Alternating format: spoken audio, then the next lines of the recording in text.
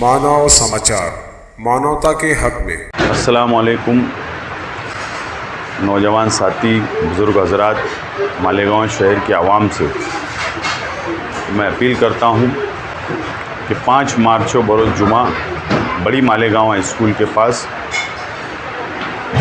जो जलसा होने जा रहा है, उसमें मैं आइंदा का सियासी मुस्तकबिल मेरा क्या होगा और मैंने कांग्रेस पार्टी क्यों छोड़ा हूं, उसकी तफसील मैं आप लोगों के सामने बात को रखना चाहता हूं।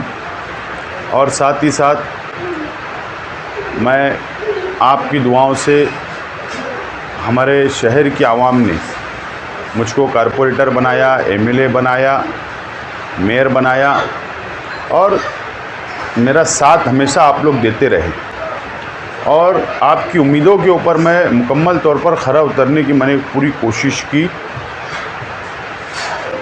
मुझे उम्मीद है कि आप लोग आइंदा भी मेरा साथ देंगे, मुझे सपोर्ट करेंगे और मेरा सियासी मुस्तकबिल आप लोग तय करेंगे। आप लोगों ने जो मशवरा दिया है, जो शहर भर से मशवरे आए हैं, उसको सामने रखते हुए आप लोगों की राय के मुताबिक आइंदा का फ़ैसला करूँगा।